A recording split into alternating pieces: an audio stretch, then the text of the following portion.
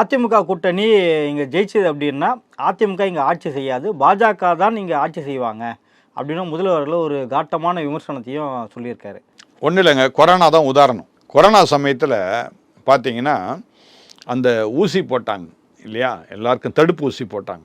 தடுப்பு ஊசியுடைய விலை வந்து பயங்கர அதிகம். அப்போது அந்த அதிகமான ஒரு தடுப்பு ஊசியை வாங்கணுன்னா மாநில அரசுக்கிட்ட என்ன கிடையாது, அந்த அளவுக்கு பணம் கிடையாது.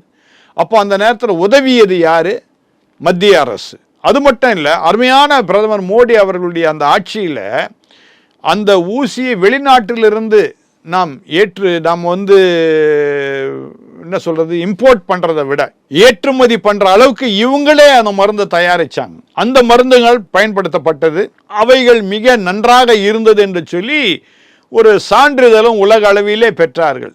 ஆக இந்த மாதிரி ஒரு வார்த்தை, அதாவது அண்ணா திராவிட முன்னேற்ற கழக ஆட்சி இருக்காது, பாஜக ஆட்சி இருக்கும் அப்படின்னு சொல்கிறத நான் வன்மையாக கண்டிக்கிறேன். காரணம் என்னென்னா, இப்போ இன்றைக்கி மக்கள் ஏன் கஷ்டப்படுறாங்க? தமிழ்நாடு மக்கள் இந்த 4.5 வருஷமாக ஒன்றுமே அவங்களுக்கு கிடைக்கல.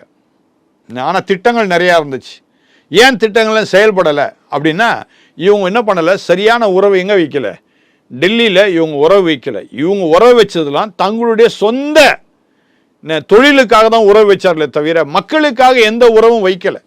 மக்களுக்கு சேர வேண்டிய அநேக திட்டங்கள் மத்திய அரசில் இருக்குது. மத்திய அரசு மற்ற மாநிலங்களில் உள்ள எல்லா முதலமைச்சரும் எடுத்து அதை பயன்படுத்தும் போது திராவிட முன்னேற்ற கழகம் மட்டும் எடுத்து பயன்படுத்தலாம். ஆனால் அண்ணா திராவிட முன்னேற்ற கழகம் வரும் பொழுது நிச்சயமாக மக்களுக்கான சேவையில் மத்திய அரசுகிட்ட இருக்கின்ற எல்லா ப்ராஜெக்ட்ஸ், எல்லா திட்டங்களையும் கட்டாயம் தமிழ்நாட்டுக்கு கொடுப்பார்கள். ஆகவே தான் அவங்க 2 பேரும் ஒன்றா சேர்ந்து நான் சொல்கிறேன். இல்லைன்னா அண்ணா திராவிட முன்னேற்ற கழகம் கழட்டி விட்டுறலாம், திமுக போய் சேர்ந்துக்கிட்டோம் பாஜக கூட, நான் வேண்டான்னு சொல்லல. அப்படியா சேர்ந்து என்ன செய்யுங்க, மக்களுக்கு சேவை செய்யுங்கன்ற